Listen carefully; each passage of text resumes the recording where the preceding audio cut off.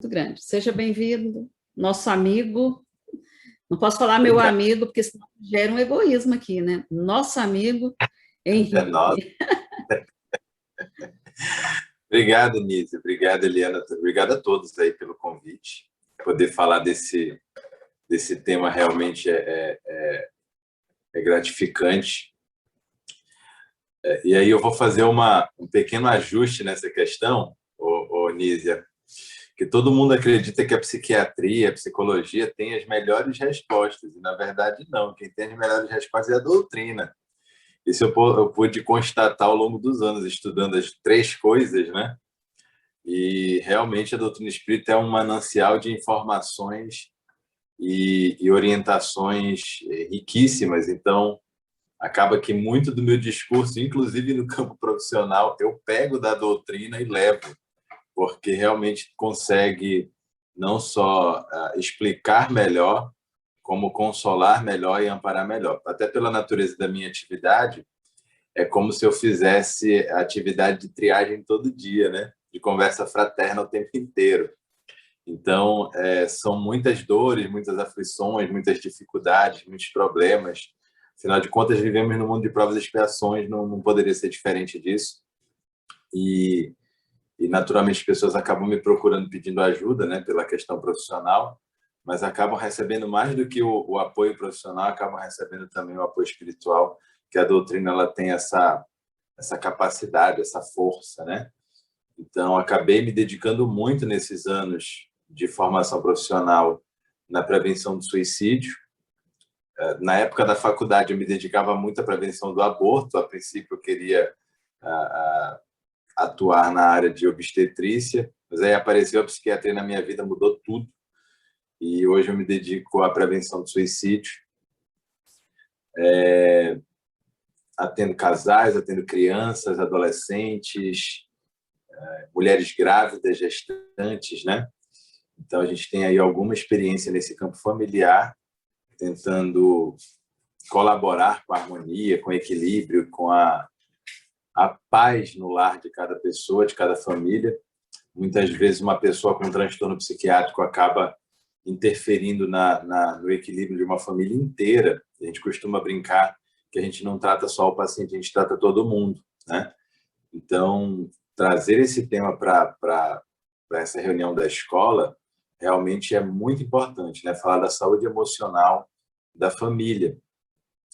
O contexto da pandemia, ele é curioso, assim, eu não consigo ver esse contexto, eu particularmente, eu pessoalmente como Henrique, eu não consigo ver esse contexto da pandemia como algo muito diferente do que eu estou acostumado a ver no dia a dia.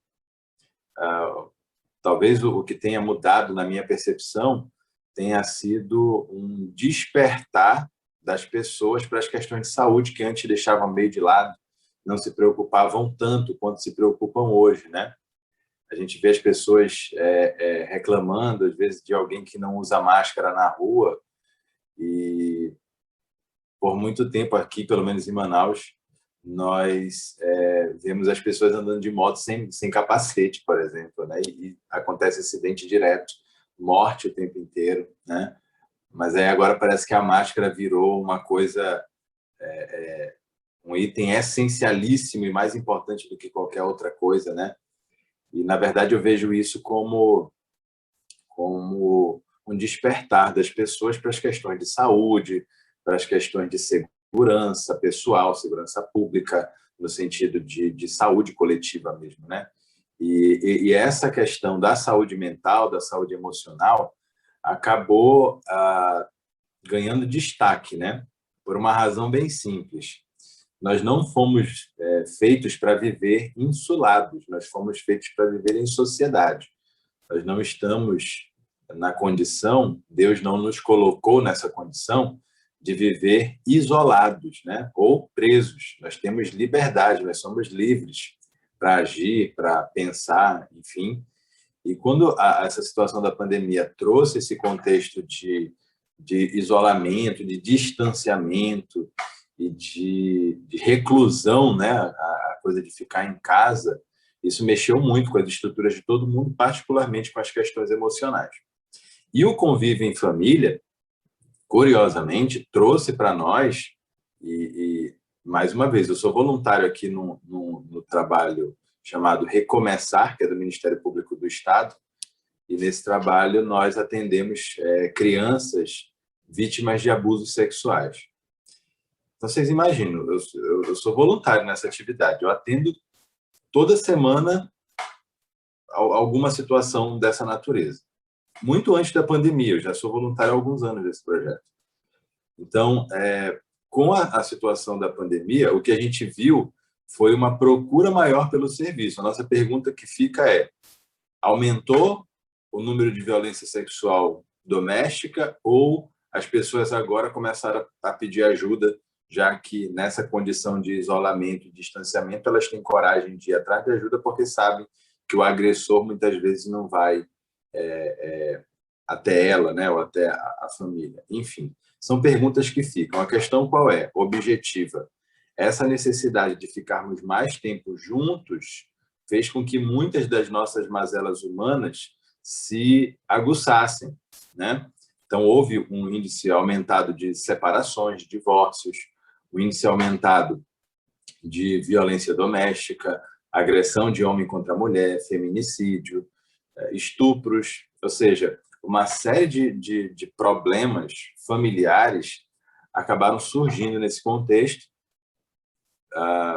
Surgindo não, né? Aumentando, coisas que já aconteciam antes, mas que agora, nesse contexto, ficaram um pouco mais aumentadas em quantidade, né? E evidentes, naturalmente, e que, na verdade, é resultado de um desequilíbrio emocional, de um desequilíbrio mental, que as pessoas estão tendo que ajustar, né, diante desse contexto todo de adaptações e ajustes nas suas vidas. Muitas pessoas não estão dando conta de fazer, aumentou também no mundo inteiro o índice de suicídio nessa questão, então a gente vê o quanto as pessoas estão realmente sofrendo, o quanto as pessoas estão realmente perturbadas, vamos usar essa palavra assim, diante de tudo isso da questão da pandemia, né? Eu, particularmente, pela natureza da minha atividade, eu sou médico, eu tenho atendido pessoas internadas em hospitais, eu tenho acompanhado pacientes em casa e eu vejo tudo isso de uma maneira um pouco diferente de como todo mundo vê. Eu não consigo, por exemplo, ficar desesperado, com medo do vírus e enfim, ficar naquela tensão ansiosa de, meu Deus, se eu pegar, se a minha mãe pegar, se meu pai pegar. Eu particularmente não tenho essa preocupação. Logo que a coisa toda começou, eu parei para pensar em qual era o meu papel, o que Deus esperava de mim nesse contexto como um todo. A primeira coisa que eu sabia que eu não podia fazer era fugir. Eu não podia fugir dessa situação, porque senão eu deixaria de ajudar. Eu sabia, logo no início eu percebi isso, ali no mês de março, abril, quando a coisa começou a pegar fogo aqui no Brasil, eu já comecei a observar comportamentos em outros países e o aumento do suicídio. Então, eu falei, eu não posso me afastar de jeito nenhum, porque a gente vai precisar trabalhar para tentar diminuir essas ocorrências, né? Então, eu precisei me vestir de uma coragem que eu costumo chamar a coragem da fé em Deus, de que aconteceria o que fosse preciso acontecer. Se fosse preciso um de nós aqui adoecer e morrer, desencarnar na nossa percepção espírita, que assim seria, mas que ninguém seria abandonado, ninguém seria deixado de lado, todo mundo continuaria junto, unido, né? E se auxiliando, se ajudando. Em dezembro, eu peguei Covid, próximo ali ao Natal, na semana do Natal, inclusive. O meu tratamento eu fiz todo em casa, acompanhado por 2 colegas médicos. Vocês até conhecem aí, o Marcelo e a Cíntia, foram os que cuidaram de mim profissionalmente.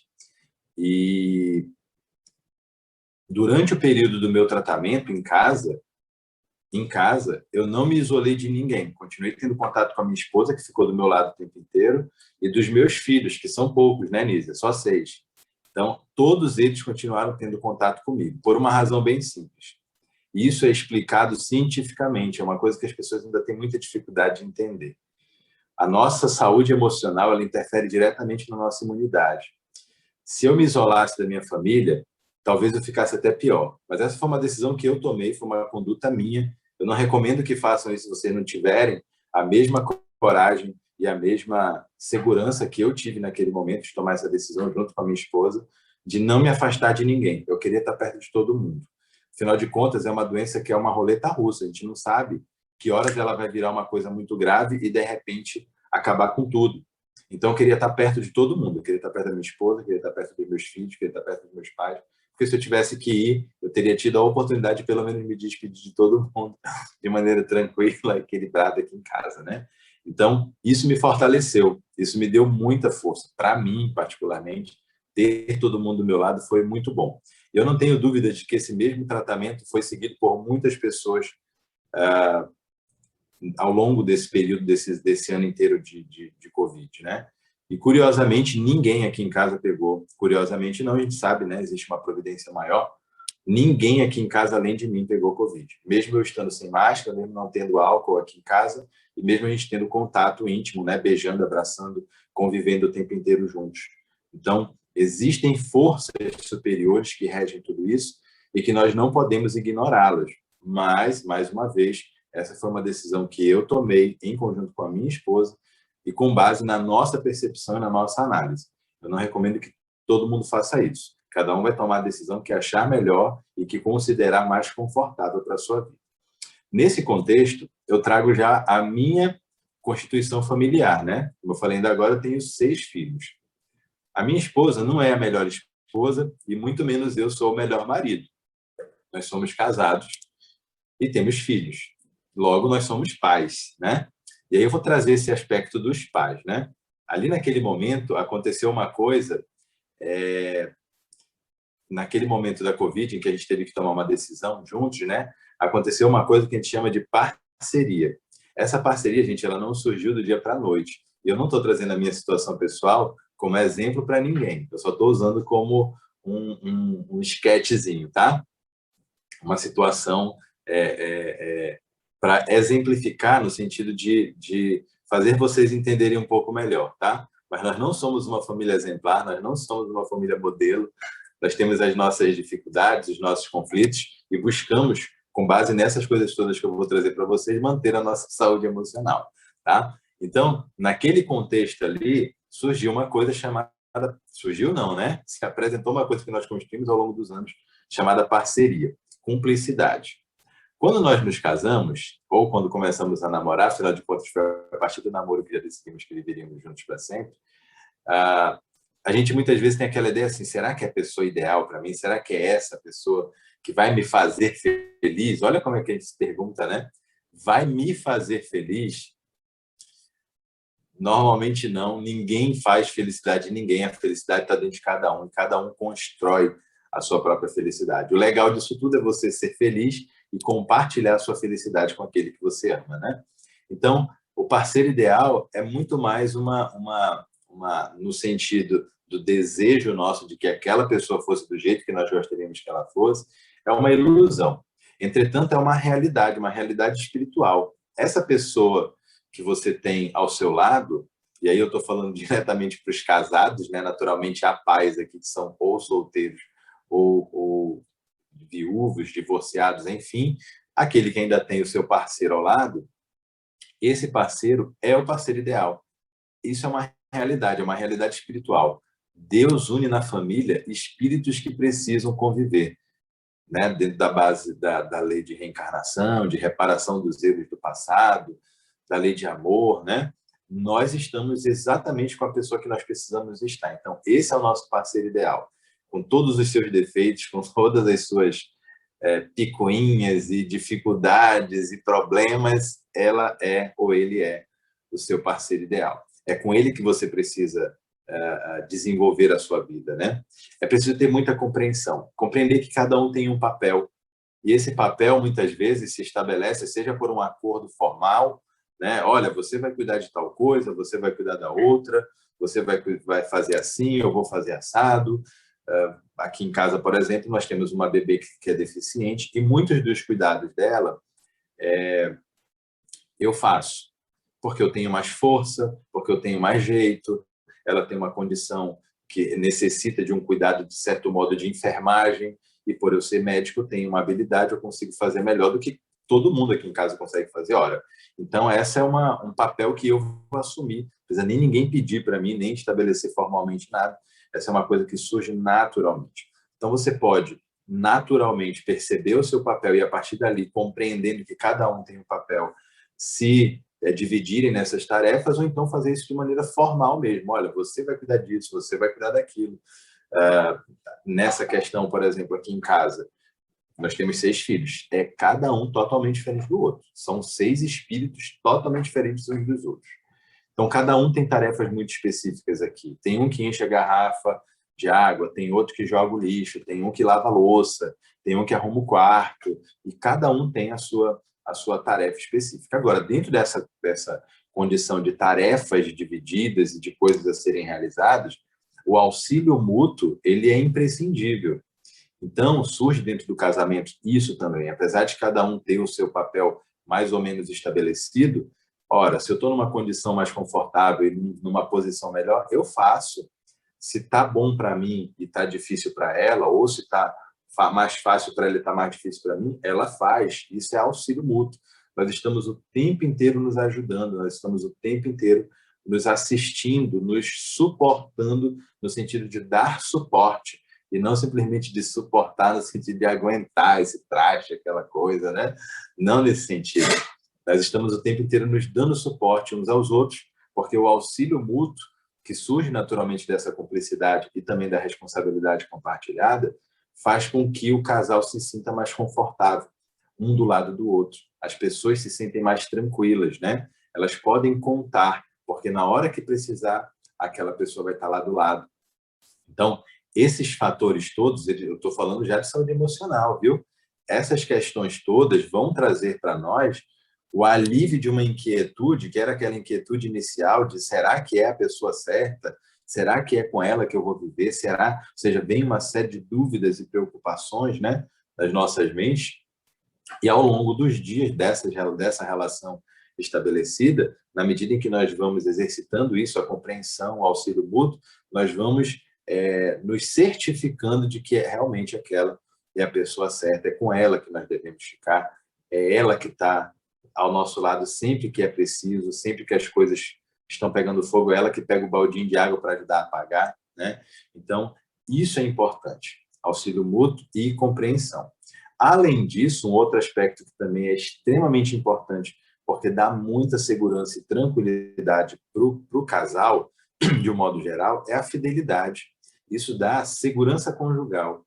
Saber que o seu parceiro é fiel, que o seu parceiro é leal a essa relação, dá para o cônjuge, né, uma tranquilidade de que não vai passar por situações de constrangimento, de grande dor, de aflição nesse campo, e principalmente o que a gente observa aqui no nosso estado, em particularmente, certamente isso é uma coisa mais ou menos disseminada no mundo, o alto índice de DSTs, né? E que normalmente o parceiro pega fora e traz para dentro de casa, para a parceira ou para o parceiro masculino nesse caso, né?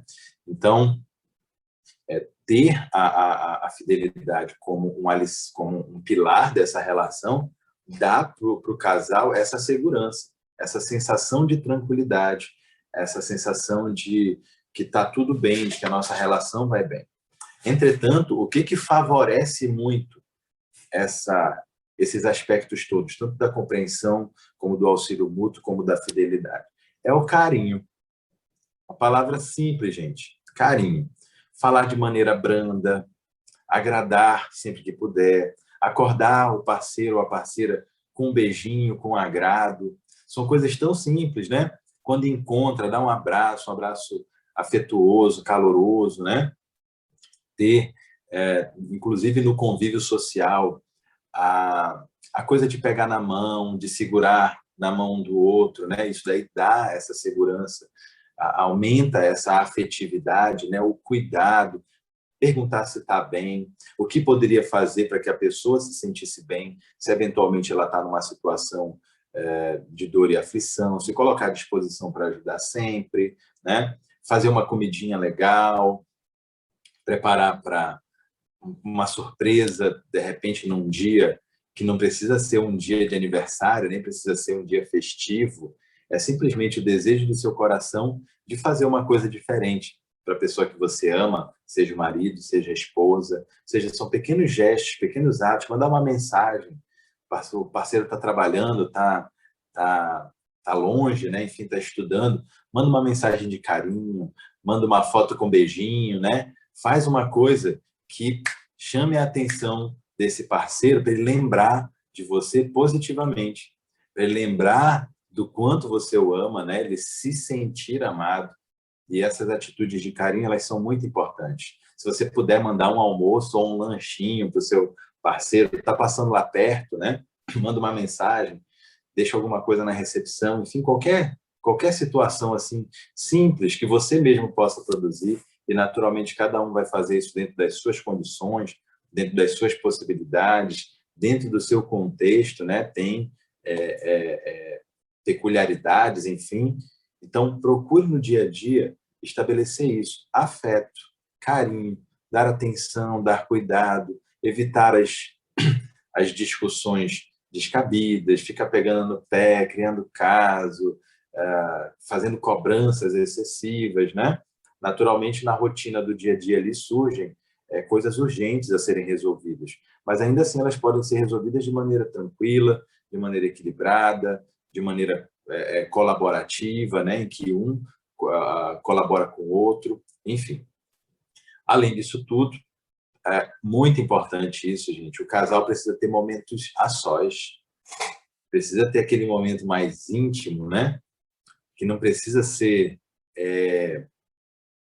num hotel caro, no exterior, não precisa ser nada disso. São coisas simples. Eu vejo isso no dia a dia, particularmente tratando crianças, né? Crianças com uma série de transtornos, esquizofrenia, autismo, toque, depressão, transtornos de ansiedade, enfim. E muitas vezes o casal anula a sua vida para cuidar daquela criança. E o casal perde o romantismo, vamos dizer assim, perde aquela coisa mais amorosa até. A gente percebe no trato do marido com a esposa e da esposa com o marido dentro do consultório uma certa frieza, uma certa rispidez, muitas vezes um certo distanciamento até, né? Porque estão todos dois tão preocupados com a condição daquela criança que eles esquecem um do outro, eles se esquecem de cuidar um do outro, eles esquecem de dar carinho e atenção um para o outro, eles também precisam de atenção. Então, os pais também precisam de atenção. E muitas vezes não virá dos filhos isso. Eles precisam aprender os dois a oferecer isso um para o outro. E os momentos a sós são os momentos que isso pode acontecer de maneira mais intensa. Um lanche à noite, né? Ir para um restaurante, ir para uma lanchonete perto de casa, pedir um lanche e comerem os dois juntos no quarto, que seja, ou na cozinha, onde for, mas que seja um momento a sós para os dois. E aí aqui eu faço uma ressalva importante. Quando você estiver a sós com alguém, esteja com esse alguém, larga o celular, deixa o celular para lá. Não é hora de estar olhando em celular, né? O seu momento a sós com aquela pessoa é a sós com aquela pessoa. Então, se você vai para o restaurante, se você vai para a lanchonete, se você vai no cinema, se você vai ficar em casa, até no quarto ou na cozinha, com seu parceiro, naquele momento de confraternização a sós, deixa o celular de lado, certo? Vamos olhar no olho um do outro, falar coisas bacanas, dizer o quanto é importante aquela pessoa na sua vida, o quanto é bom conviver com ela, né? Muitos dos dissabores, alguém pode dizer assim, mas o meu marido não gosta dessas coisas, não. Meu marido é meio turrão, assim, meio truculento. Ou então, não, eu já fiz várias vezes, minha esposa nunca gostou desse negócio, ela não é muito ligada nisso, não. Gente, a pessoa gosta. Ela só está num momento que é de alguma dor. Ela tem alguma coisa ali que não está legal, mas ela gosta. Não deixe de fazer. Quem não gosta de ser bem tratado? Todo mundo gosta de ser bem tratado. Todo mundo gosta de receber carinho e afeto do outro, em especial do parceiro. Então, se hoje a sua relação está nessa condição de desgaste, é preciso dar um reset nessa relação, muitas vezes, recomeçar com o próprio parceiro, ter uma relação nova com esse próprio parceiro, com essa própria parceira, e reconstruir essa relação. E esses momentos a sós são muito importantes para esse processo, né? Então, os pais, eles precisam cuidar uns dos outros, mas precisam também cuidar dos filhos. E os filhos perfeitos, né? Nossos filhos são perfeitos? Eles vêm prontos ou precisam ser preparados, ou precisam ser educados, né? Então, na verdade, não vêm prontos, não. São espíritos eternos, reencarnantes, que não caíram na nossa família à toa, mesmo os filhos adotados, e aqui em casa são 4 adotados. 2 biológicos e 4 adotados. Mas os moleques são nossos. É impressionante. A gente não tem dúvida de que esses meninos saíram da gente de alguma forma, não biológica, mas eles são dessa família assim. Porque eles são muito parecidos com a gente. Eles têm muitas coisas de nós. Na verdade, o nosso compromisso com eles é o de auxiliar na educação deles, né? No desenvolvimento deles. Desenvolvimento, particularmente, desenvolvimento moral. Apesar de que a gente contribui também no desenvolvimento intelectual, desenvolvimento social, mas particularmente no desenvolvimento moral. E isso vale para os filhos biológicos, naturalmente, né? O nosso compromisso de pais perante os filhos é o de educá-los no caminho do bem, direcioná-los para Deus, conforme está no Evangelho segundo o Espiritismo. Então, como é que nós vamos conseguir fazer isso? Ou seja, preparar esses meninos para que eles sejam adolescentes, adultos, no caminho do bem. O amor é a essência, né? É o tempero primeiro, é o tempero mais importante nessa relação. O amor, naturalmente, que se expressa ali pelo carinho, pelo cuidado, que não deve ser excessivo, né? Compreendendo que é um espírito reencarnante, que tem vícios, que tem defeitos morais e que precisa de orientação segura. É preciso, muitas vezes, ter firmeza com o menino, falar de maneira mais séria, falar de maneira mais dura, até para que ele possa despertar. Deus age assim com a gente. Vivemos num mundo de provas e expiações, e muitas vezes a forma de Deus falar com a gente é colocando uma prova, uma expiação na nossa vida, que a gente não ouve, né? A gente não dá atenção porque ele está falando. Então, quando vem uma dor, uma pandemia como essa, a gente, opa, Deus está falando com a gente, espera aí, a gente precisa acordar, a gente precisa despertar, né? Então, muitas vezes, nós vamos precisar agir assim também com os filhos. Naturalmente, nós não estamos falando de violência, de agressão, de gritos, de confusão, de peias e violências físicas. Nós não estamos falando disso. Nós estamos falando de orientação segura, de chamar a atenção dessa criança ou desse adolescente para o que é certo, para o que é adequado, para aquilo que vai conduzi-lo para situações felizes, né? Porque muitas vezes as nossas condutas nos levam para situações infelizes, de tristeza, de decepções, de desgastes, de conflitos, de problemas, enfim. Então, ensinar para as crianças, como a gente faz no nosso relacionamento afetivo, a cumplicidade, o companheirismo, né? Os filhos, eles têm responsabilidade também perante os pais, mas muito disso eles vão aprender com a gente. Se nós exercemos muito bem o nosso papel enquanto pais, naturalmente isso volta, né, como retribuição em gratidão pelos filhos, que, percebendo o cuidado, percebendo todo o amor que receberam dos pais, se sentem agora, entre aspas, né, na obrigação de retribuir com o bem que receberam. Muitas vezes acontece até o contrário, né, da criança que foi maltratada, que foi destratada, mas que ela cresce com o pensamento de que é o pai, que precisa amar. Ótimo que esse filho consiga pensar dessa forma, mas nós, enquanto pais, não podemos deixar de exercer o nosso papel com carinho, com zelo, com cuidado, levar os filhos para passear. Gente, não precisa ser rico não para cuidar de um monte de menino. Fica todo mundo pensando, meu Deus, você tem que ganhar muito dinheiro para cuidar de 6 filhos. A minha avó cuidou de 8 na pobreza. E eu conheço tantas outras mães que cuidaram de 10, de 13, sem um pingo do recurso que eu tenho hoje, financeiramente falando. E meninos hoje, adultos já, senhores, muitos deles, de extremos valores, pessoas que são do bem, pessoas que valorizam a família, que valorizam as relações de amizade, né, que dão valor à vida, como muitas vezes um filho único de pais ricos não consegue sequer vislumbrar a possibilidade de ser uma pessoa boa, vamos dizer assim, né? Então, ter muitos filhos não exige necessariamente dos pais ter muitos recursos financeiros. Ajuda, facilita em muitos aspectos, mas o que nós precisamos passar para os filhos de mais importante não é o valor financeiro, é o valor moral. Então, nesse contexto, as palavrinhas mágicas do bom dia, do boa tarde, do por favor. Eu, por exemplo, quando peço para um filho meu pegar um copo de água para mim, eu peço por favor. Meu filho, você pode pegar um copo de água para mim, por favor? Nossa, eu sou o pai, eu poderia mandar, né? Se a gente fosse pensar assim, o pai manda, o filho obedece. Mas eu estou ensinando para eles a pedirem por favor, a serem gentis, a serem pessoas que tratam os outros de maneira branda, de maneira tranquila. O tom da voz, a forma de falar, o jeito suave de expressar as suas ideias, os seus pensamentos. Botar o filho para dormir, contar história para eles, né? Histórias literárias ou histórias espíritas, enfim. Deitar do lado da criança, contar a história. Imagina que a briga, vocês devem imaginar, né? Hoje é deita do meu lado. Cada um tem a sua cama no quarto. E aí fica assim, hoje é comigo. Amanhã é comigo, né? Eu tenho que deitar do lado de algum deles.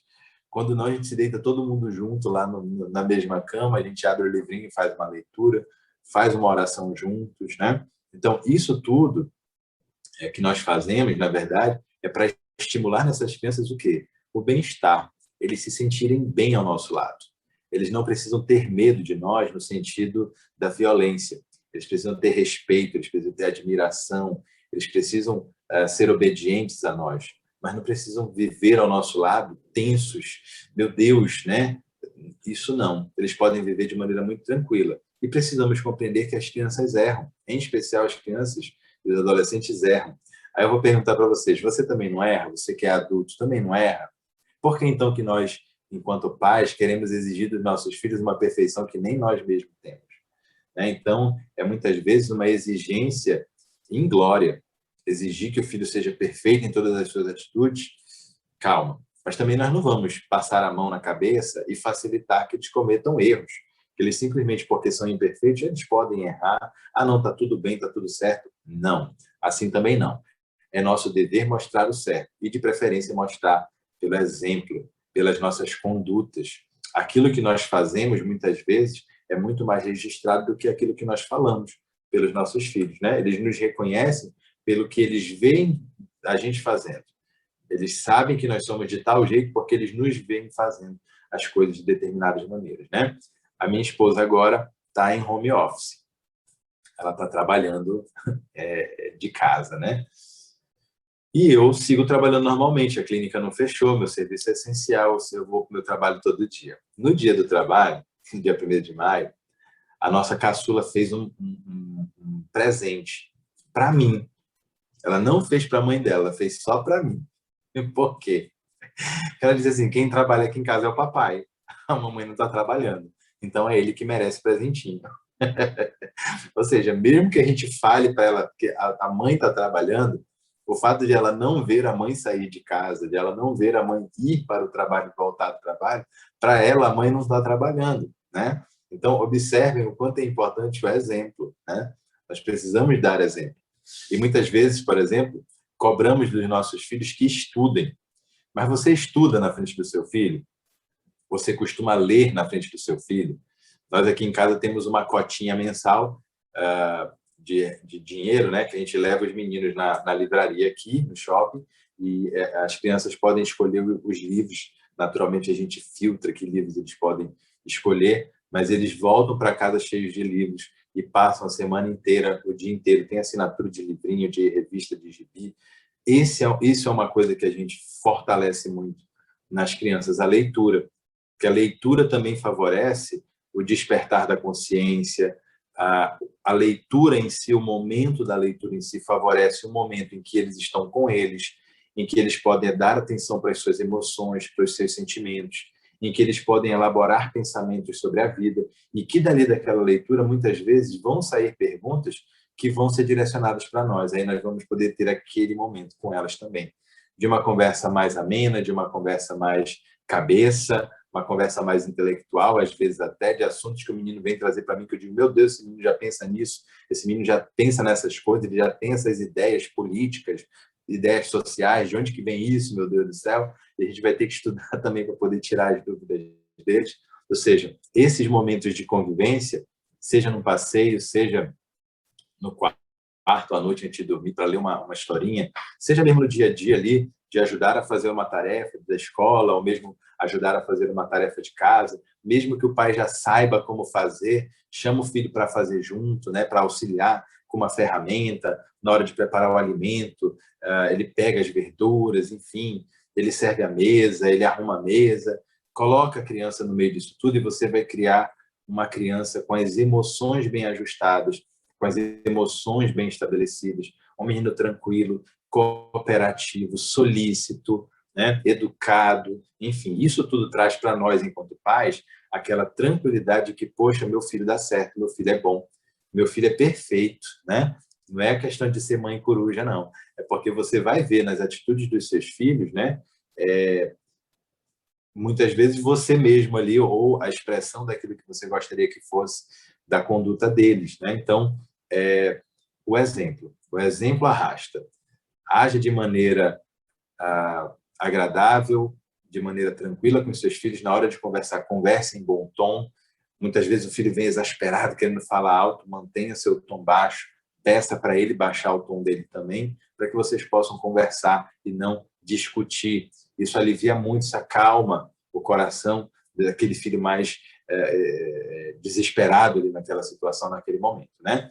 Então, e os filhos precisam entender que eles também cuidam dos pais, né? Então, eles também vão ter atitudes, eles precisam ser ensinados a isso. No Evangelho, nós temos o capítulo do honrar vosso pai e vossa mãe, que fala exatamente disso. Os filhos, em especial aqueles cujos pais estão mais fragilizados e mais necessitados de amparo, é dever dos filhos cuidar deles também, né? Então, se nós não estamos ainda nessa condição, vamos ensinar os nossos filhos para que quando nós estivermos mais velhinhos e precisando mais deles, eles possam estar do nosso lado. Agora, é muito importante que agora, nesse momento em que eles precisam mais da gente, nós também possamos estar mais do lado deles. Então, eu ouvi, isso eu ouço com uma certa frequência, já ouvi inúmeras vezes assim.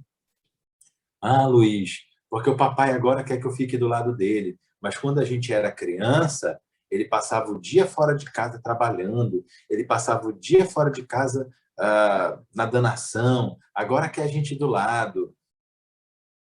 Uma coisa não anula a outra. O dever dos pais para com os filhos é um e o dever dos filhos para com os pais é outro.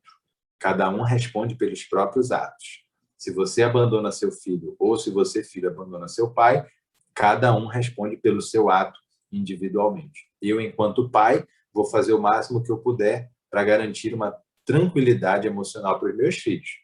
Eu, enquanto filho, me desdobro e faço de tudo para garantir tranquilidade e segurança emocional para os meus pais, que eles fiquem tranquilos, né? É o meu dever, são os deveres e os papéis que eu assumi, então procuro fazê-los da melhor forma possível.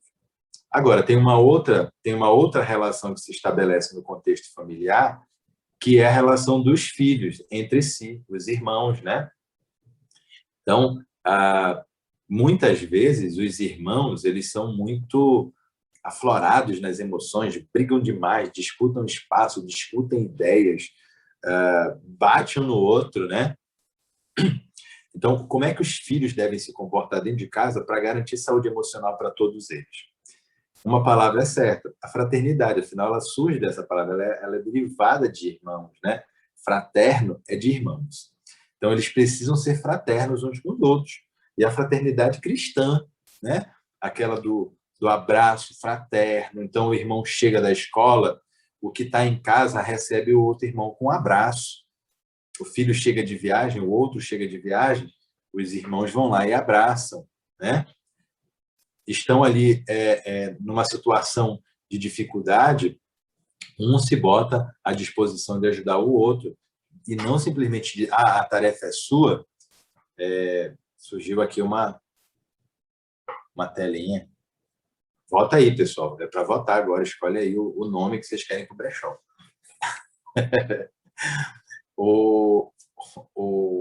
Então, na relação entre os irmãos, esse carinho também, né? A afetividade, ela deve surgir.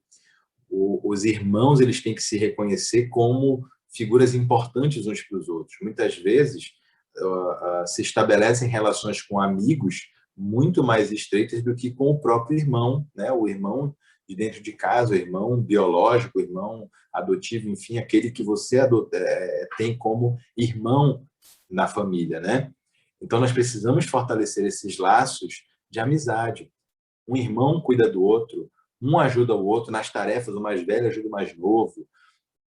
E aí, nas tarefas escolares, né? Nas tarefas domésticas, um ajuda o outro a dobrar o lençol, a arrumar o quarto. Tem um aqui que tem a tarefa de encher as garrafas de água no bebedouro. Se um percebeu que tem garrafa vazia, em vez de ir lá brigar com o outro porque a garrafa está vazia, não, vamos lá, vamos encher as garrafas, porque senão daqui a pouco o papai vai ver e vai chamar a tua atenção. Então, um ajuda o outro, é cumplicidade, né? As brincadeiras, que devem ser brincadeiras saudáveis, brincadeiras de interação, brincadeiras de coletividade, a não ser que seu filho seja filho único, né? E aí você vai ter que criar uma outra circunstância para brincar com ele. Enquanto eu era o mais velho, meus pais já brincavam de quebra-cabeça comigo, brincavam de dama, brincavam de baralho, né? De cartas ali, paciência, enfim. E isso ia estimulando em mim uma interação e uma afetividade perante eles que muitas vezes poderia ser feita por um irmão, né? O irmãozinho ali brincar, compartilhar o brinquedo, interagir, né? Correr pela casa, enfim, fazerem coisas juntos, pensarem em regras, administrarem conflitos naquela relação, tudo isso fortalece o companheirismo, tudo isso fortalece essa fraternidade legítima entre os irmãos. Tem um aspecto aqui agora que eu quero pontuar com vocês e que sempre que eu tenho oportunidade eu faço questão de pontuar, diz respeito aos jogos eletrônicos e aos aparelhos eletrônicos de modo geral. Nós fizemos um experimento aqui em casa. Era uma coisa que nós já percebíamos que acontecia, mas que a gente fica assim adiando fazer, né? Até que chegou um dia eu falei assim, não, vocês estão muito distantes uns dos outros, brigando muito, toda hora é um entregando o outro, o erro que o outro fez. Pai, o fulano fez isso, pai, o ciclano fez aquilo. E eu digo, tem um conflito, esses meninos eles estão conflituosos demais, estão bélicos demais uns com os outros. Eles não estão se entendendo, tem alguma coisa que está errada. O que eu fiz? Acabei com televisão aqui em casa. Televisão não se ligava mais, acabou a televisão. E eles estavam proibidos também de usar os computadores. As crianças aqui em casa não têm celulares. Só quem tem celular é o mais velho, que já vai fazer 18 anos, tem celular há mais ou menos um ano. Aqui em casa não tem celular para criança. 10, 12, 13, 14 anos, não tem celular. Não tem celular. Celular não é instrumento ainda para essa faixa etária. Cada um faz com seu filho aquilo que está dentro do seu contexto, cada um avalia a maturidade do seu filho e faz como achar interessante. Eu, particularmente, do que vejo generalizado, a grande maioria das crianças não pode, não só não precisa, como não pode ter tablet, smartphones, não pode. Isso é muito problemático, é muito perigoso. Chegam informações de coisas absurdas, vocês não fazem ideia do que esses meninos fazem em grupos de WhatsApp, nas redes sociais, enfim. Não vale a pena, não é legal. Tá? Então, o que nós fizemos aqui? Acabamos com computador e acabamos com televisão. Esses meninos viraram os melhores amigos que eu pude ver na vida. Um cuidava do outro, brincava, eu ouvia muito mais risos e gargalhadas na casa do que silêncios e choros, porque com a televisão é silêncio, é só ouvindo barulho de televisão, né? Com o computador, o outro que está jogando ali também não está nem aí para o outro irmão que está ali do lado. Aí, de repente, acaba o horário um do outro, que é para passar a vez para o outro agora fazer o uso do equipamento, aí começava a briga. Eu falei, não, pera lá, não está certo isso. Quando a gente começou essa regra aqui em casa, né, de acabou a televisão, acabou o computador, eles começaram a brincar de pular corda, começaram a brincar de bola, começaram a correr pela casa, brincar de pega-pega, enfim, começaram a brincar de brincadeiras de caderno, de papel, stop, escreve, enfim. Eles começaram realmente a interagir de maneira mais saudável e mais feliz uns com os outros. A gente consegue ver isso de maneira muito clara. Nós estamos substituindo as relações afetivas de nós para com o outro e dos nossos filhos entre si pelos equipamentos eletrônicos, que não ajudam a desenvolver afetividade, não ajudam a estabilizar emocionalmente, não ajudam a desenvolver psicologicamente. Muitas vezes são simplesmente fugas. É como se fossem drogas. A pessoa está passando mal, está se sentindo mal, ela não está bem, ela recorre àquilo para meio que se isolar do mundo e se esquecer das pessoas com quem ela convive, né? Então, nós precisamos aprender a administrar conflitos. Vão surgir naturalmente. E não adianta não conversar. Nós precisamos conversar. Nós precisamos sentar um na frente do outro e colocar as cartas na mesa, vamos dizer assim, e com as crianças não é diferente. Então é preciso sentar com elas, mostrar quem está errado, mostrar quem está certo, mostrar o que tem que fazer, qual é a forma correta de agir. E aí, nesse contexto como um todo, é essencial, naturalmente, a prece. Ensinar o filho a rezar, fazer a leitura do Evangelho, o culto do Evangelho no lar, a frequência nos núcleos religiosos. Se você não é espírita, é de alguma outra instituição religiosa, seu filho tem que participar dessas atividades também.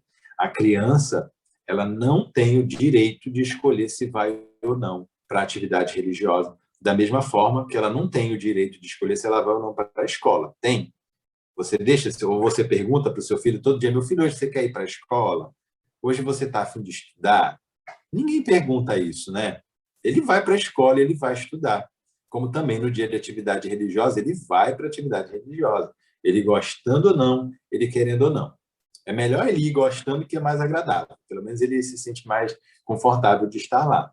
Mas ele vai, porque esse valor é essencial. O valor moral cristão, ele é primordial na formação dessa criança. Há vários estudos nessa área, na área de espiritualidade e saúde mental, que demonstra exatamente isso.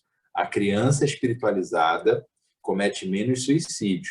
A criança espiritualizada tem mais equilíbrio emocional. A criança espiritualizada se envolve menos com drogas.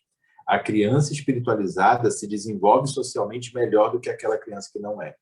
Então, a criança, ela tem que ser levada para a religião, ela tem que participar das atividades do seu núcleo religioso. Ela não tem escolha. Quando ela for de maior, fizer 18 anos, aí ela vai poder escolher o que ela quiser, né? E muitas vezes, mesmo que a criança passe para uma outra religião, aqueles valores que ela recebeu de você desde pequenininha, ela carrega com ela. E ela vai ser eternamente grata a você por ter recebido esses valores no momento certo. A prática da caridade, que pode ser realizada no próprio seio familiar ou mesmo em atividades externas, né? Agora, com essa situação da pandemia, aqui em Manaus, por exemplo, uma série de venezuelanos na rua, um monte de gente em situação de rua, adultos, inclusive brasileiros mesmo, né? Muitas famílias em situação de desemprego, em situação de miséria, pedindo nos sinais, batendo nas portas das casas pedindo comida, pedindo roupa, pedindo remédio, enfim, e que a criança pode naturalmente ser estimulada a fazer esse tipo de caridade. Mas a caridade doméstica também é muito importante, que passa por aquela situação de ajudar em casa, ajudar no sentido de colaborar com os afazeres do dia a dia, né, com as questões domésticas menores ali, arrumar a mesa, arrumar o quarto, manter a casa organizada e arrumada. E você conduz o seu filho, diante disso tudo, a um processo de transformação moral, que é a reforma íntima, né? Então, você conduzindo esse indivíduo a buscar a própria felicidade, a buscar o próprio equilíbrio, naturalmente, ele vai ser um adulto, um adolescente, um adulto, um idoso feliz, saudável, emocionalmente saudável, mentalmente saudável, né? Agora, você pode perceber também, muitas vezes, no comportamento do seu filho, nas atitudes do seu marido e da sua esposa, uma certa irritabilidade, uma inquietação, mesmo fazendo tudo isso de bom e bacana, parece que tem alguém que está sempre meio desajustado, assim, ou mais à flor da pele, mais agoniado, inquieto, desesperado, sofrendo demais, né?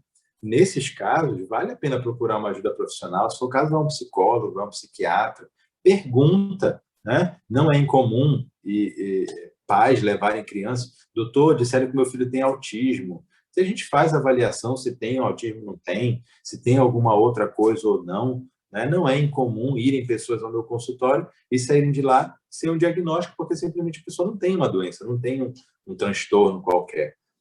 Muitas vezes é a psicoterapia ou a própria espiritualidade que vai ajudar, né? Então, o tratamento espiritual na casa espírita também é um recurso, a busca pelos profissionais, enfim. Todos esses elementos, quando bem conjugados, vão proporcionar para todos. Isso é demonstrado. Eu achei até que já estava acabando, viu, Eliana? Pensei que já são 9h30, pensei que já tinha acabado, já estava acabando.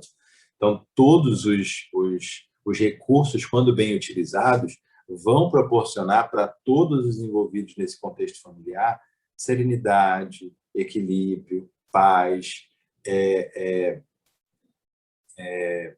a sensação de estar no melhor lugar do mundo.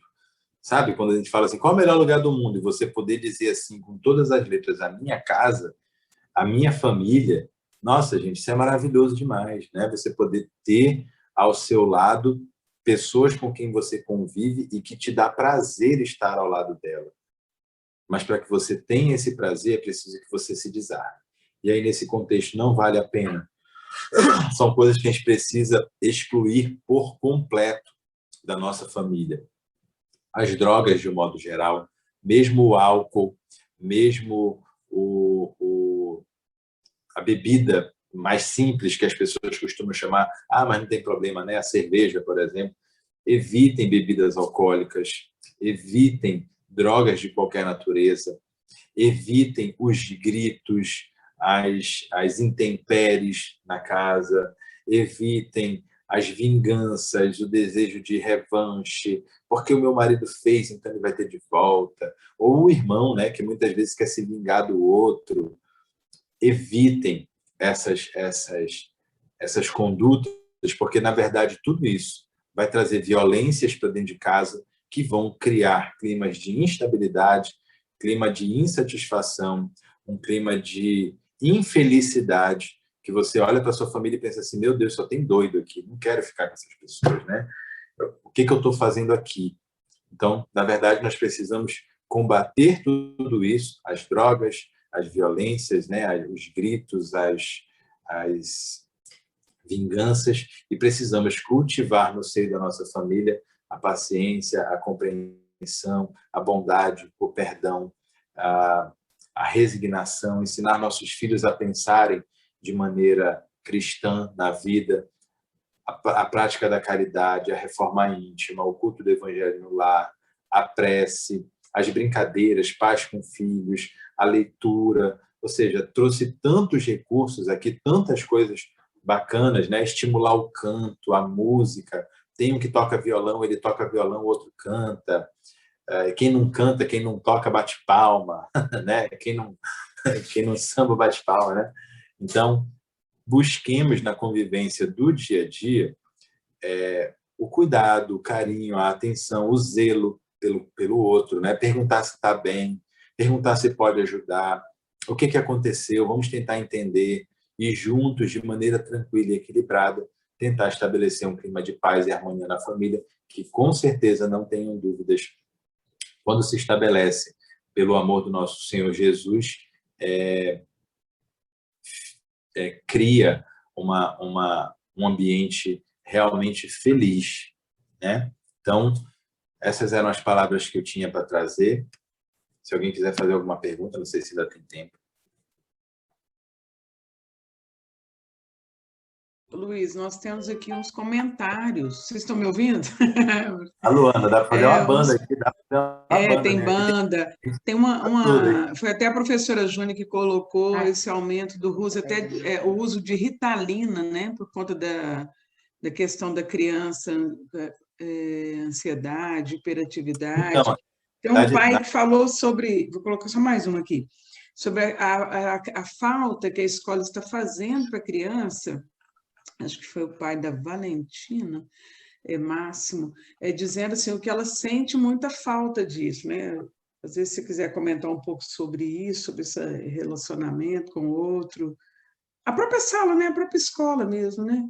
Que estende a todo mundo, no final das contas. Né? Sim. Na verdade, essa questão de isolamento, né? Ou seja, não poder ir para o local de escola, apesar de a gente estar junto aqui nesse ambiente digital, o calor humano, ele muitas vezes não consegue, a gente não consegue perceber, né?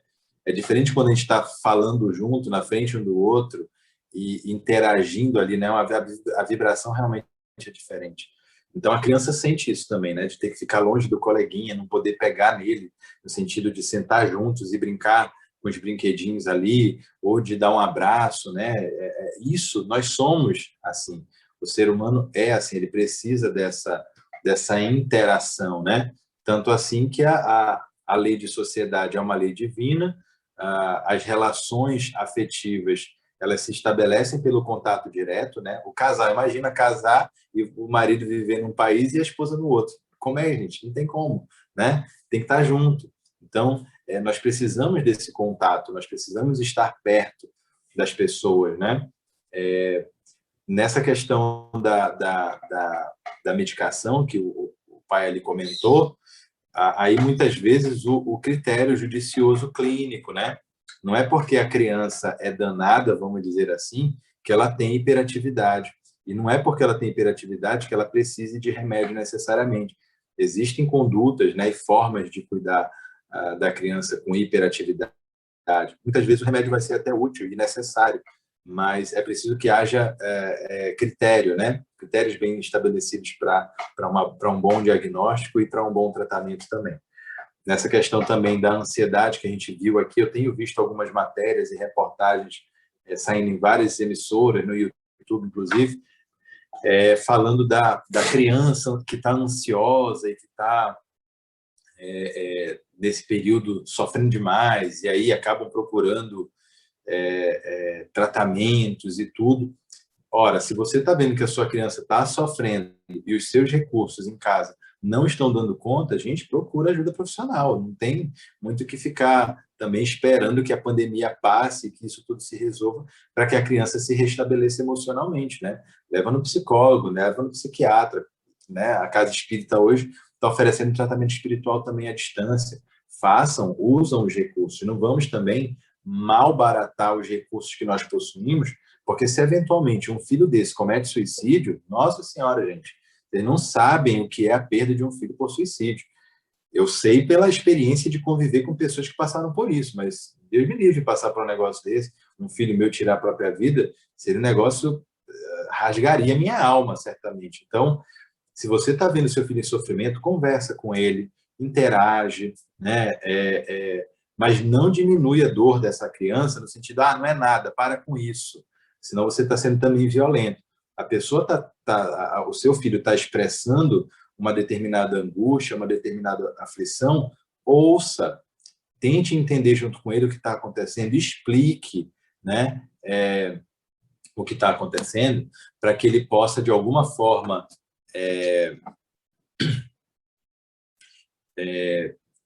administrar as suas emoções naquele contexto, né? E se você percebe que ele não está dando conta de administrar e você também, com os seus recursos, não está dando conta de ajudá-lo, pede ajuda profissional, né?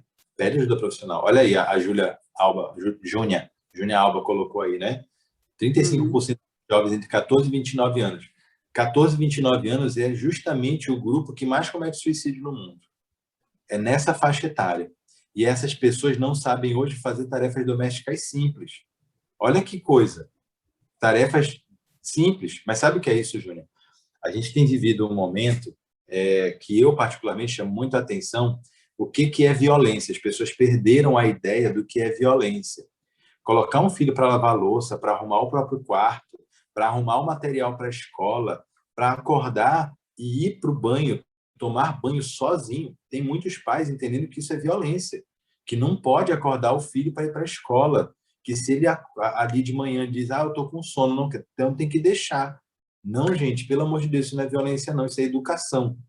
E para que eduque um espírito, é necessário, principalmente nesse planeta de provas e expiações, são necessárias regras disciplinares, e a pessoa precisa seguir O nosso filho precisa seguir essas regras, porque senão você deixa ele com uma sensação falsa de liberdade e de poder, que daqui a pouco ele não quer mais saber de nada nem de ninguém. Ele quer simplesmente dominar o mundo, ter as coisas, porque meu amigo tem um celular, eu tenho que ter, e aí o pai fica, meu filho que não tem um celular, todos os amigos dele têm, ele tem que ter um celular também. Isso é que é violência, é você dar um celular para um menino que não sabe sequer lavar uma louça, né? Que não sabe sequer arrumar um quarto. Você está dando um instrumento, que eu poderia chamar um instrumento letal, para uma criança que não tem o menor treinamento, que não sabe nem como lidar com as próprias emoções. Imagina se meter num mundo digital em que as pessoas, não é diferente do mundo real, né? São cruéis. Então, é para escovar os dentes, sim, é para tomar banho, sim, é para limpar a orelha, sim, é para arrumar o quarto, sim, é para ajudar a lavar a louça, sim, é para ter tarefas domésticas, sim, seja o menor, seja o mais velho. A gente tem uma pequena que é a criança com deficiência, todas as outras crianças sabem cuidar dela de alguma forma. Todas as crianças sabem trocar a comidinha, sabem preparar a comida, sabem colocar a comida na sondinha que tem na barriga. Todo mundo sabe fazer alguma coisa com ela. Trocar fralda, a gente ensina, precisa ensinar, porque eles precisam aprender a cuidar uns dos outros. Se a gente assume isso como uma tarefa tão somente nossa, nós estamos deixando de educar esses meninos para a vida, né? Então, gente, sem querer tomar muito mais do tempo de vocês... Tem 3 situações aqui para você ainda, hein? Vai. Então, uma delas é assim, muito agradecimento, todos aqui gostaram muito, né? Retomando essa temática, né, da saúde em família agora, né? Tem um pedido aqui com relação ao atendimento online. Se você faz esse atendimento online, né? Certo? Que aí nós podemos passar, pode procurar que a gente passa depois o contato do Luiz. E aqui tem um convite para você fazer uma palestra, porque aqui tem uma professora nossa aqui da escola, que ela é presidente da Casa Espírita. Ela gostaria que... e ela gostaria que você fizesse uma palestra lá, né? Uma live. Programar. Gostaria de marcar, né, o Valdete? O Valdete colocou aqui, nós vamos passar o contato também para você. Eu fiquei encantada com a clareza dele dentro do profissionalismo e da doutrina espírita. Eu estou encantada. Eu quero muito marcar. É uma quinta-feira, que é a minha reunião à noite, às 20 horas. Quero demais, Luiz Henrique. Nós vamos passar o contato do Luiz aí, né, para você, Valdete.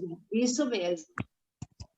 E aí tem Então é isso, suas considerações finais aí, Luiz, depois a Anísia já retoma esse processo aí. Gente, não tem mistério, não tem fórmula mágica também. É o Evangelho de Jesus que orienta as nossas vidas, é o nosso roteiro seguro, Jesus é o nosso guia e modelo. Vamos trazer Jesus para dentro de casa, apresentá-lo para as nossas crianças, para o nosso marido, para a nossa esposa, para todos aqueles que convivem com a gente, e certamente nós teremos saúde emocional e felicidade espiritual. Não tenham dúvidas disso. Tem rede social aí, o pessoal está perguntando, tem lá no Instagram. Pedido aí. Se quiser falar do seu Instagram, vou escrever aí. Tem o pessoal, que é M de Maria D de Dado Luiz Henrique, e tem o profissional, que é DR Luiz Henrique Psiquiatra. Pode procurar lá no Instagram. Uhum. Gente, obrigado pelo convite, obrigado pelo espaço.